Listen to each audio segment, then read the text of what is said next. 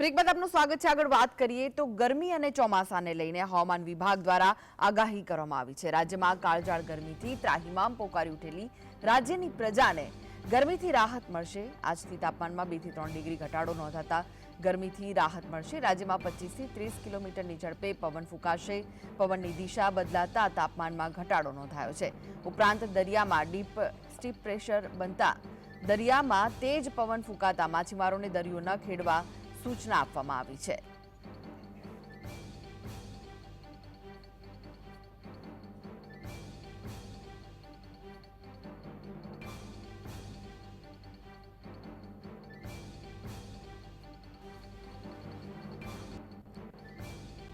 તો ગુજરાત સહિત સમગ્ર દેશમાં ગરમી પડી રહી છે। દિલ્હીમાં મહત્તમ તાપમાન 50 ડિગ્રીને પાર પહોંચ્યું છે। રાજસ્થાનમાં 25 વર્ષનો રેકોર્ડ તૂટી ગયો છે।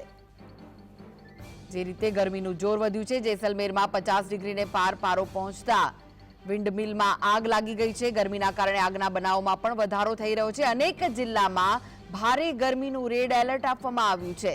ભારે ગરમીના કારણે લોકોના સ્વાસ્થ્ય પર પણ અસર થઈ રહી છે। બિહારમાં ચાલુ શાળાએ 20 જેટલા વિદ્યાર્થીને હીટ સ્ટ્રોક આવ્યા છે।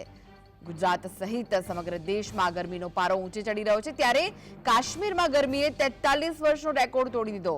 કાશ્મીરે ઠંડુ કહેવાય છે, તેમ છતાં પણ ગરમીનો પારો ત્યાં વધુ નોંધાયો છે। આગામી 4 દિવસમાં ચોમાસાનું આગમન થશે તેવું પણ કહેવાય રહ્યું છે। કેરળમાં ભારે વરસાદથી પાણી ભરાઈ ગયા છે।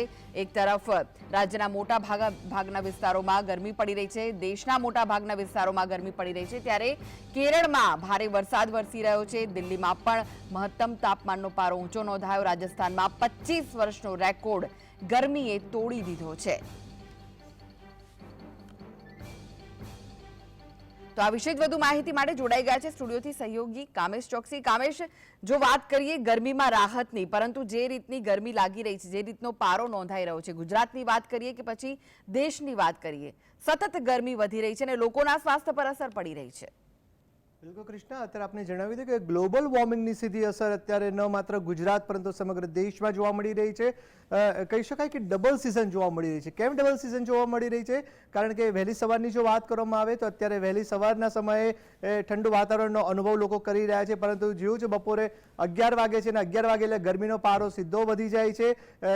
ભારે ગરમીનો અનુભવ લોકો કરી રહ્યા છે। રાતની વાત કરવામાં આવે તો રાત્રે બફારા સાથે ગરમીનો અનુભવ લોકો કરી રહ્યા છે। એટલે અત્યારે કહી શકાય કે ડબલ સિઝન તો છે જ, પરંતુ સૌથી મહત્વની વાત એ સામે આવી રહી છે કે ક્યાંક ભારે ગરમીનો કહેર જોવા મળી રહ્યો છે, તો બીજી બાજુ ક્યાંક ભારે વરસાદ હોવાના સમાચાર પણ સામે આવ્યા છે। મહત્વની વાત એ સામે આવી રહી છે, ગુજરાતની વાત કરવામાં આવે તો હવામાન વિભાગ દ્વારા જે આગાહી કરવામાં આવી છે તેને લઈને આગામી 2 થી 3 દિવસ સુધી ગરમીનો પારો 2 થી 3 ડિગ્રી સુધી આંશિક ગગડે, એટલે કે મહત્તમ તાપમાનમાં ઘટાડો થાય તેવી શક્યતા હવામાન વિભાગ દ્વારા વ્યક્ત કરવામાં આવી છે। જેને લઈને કહી શકાય અમદાવાદની વાત કરવામાં આવે તો મેટ્રો સિટી અમદાવાદમાં 44 ડિગ્રી મહત્તમ તાપમાન નોંધાયું છે। આગામી 2 થી 3 દિવસમાં ગરમીનો પારો 2 થી 3 ડિગ્રી ઘટે તો ગરમીમાં આંશિક ઘટાડો થાય તેવી આગાહી વ્યક્ત કરવામાં આવી છે। આ સાથે જ ગુજરાત સાથે જો દેશની વાત કરવામાં આવે તો રાષ્ટ્રીય રાજધાની દિલ્હીમાં પણ ગરમીનો રેકોર્ડ તૂટી ગયો છે। 50 ડિગ્રી મહત્તમ તાપમાનનો પારો પહોંચી ગયો છે અને જેને લઈને કહી શકાય કે દિલ્હીવાસીઓની જો વાત કરવામાં આવે તો અસહ્ય ઉકળાટ સાથે ગરમીનો અનુભવ દિલ્હીવાસીઓ કરી રહ્યા છે। આ સાથે જ રાજસ્થાનમાં વાત કરવામાં આવે તો રાજસ્થાનમાં પણ 50 ડિગ્રીને પાર ગરમીનો પારો પહોંચી ગયો છે। ચુરુની વાત કરવામાં આવે તો ચુરુ હંમેશા ચર્ચામાં રહેતું હોય છે, ચુરુ જિલ્લો, કારણ કે ત્યાં આગળ સૌથી મહત્તમ ગરમી પડતી હોય છે। છેલ્લા 24 કલાકની વાત કરવામાં આવે તો ચુરુ જિલ્લામાં 50.8 ડિગ્રી મહત્તમ તાપમાન નોંધાયું છે। આ સાથે જ જેસલમેરની વાત કરવામાં આવે તો જેસલમેરમાં પણ 50 ડિગ્રીએ પારો પહોંચ્યો છે અને ભારે ગરમી પડી રહી છે ને જેની સીધી અસર જેસલમેરમાં જોવા મળી, કારણ કે વિન્ડ મિલમાં ભારે ગરમીને કારણે આગ લાગી હોવાની ઘટના પણ સામે આવી હતી।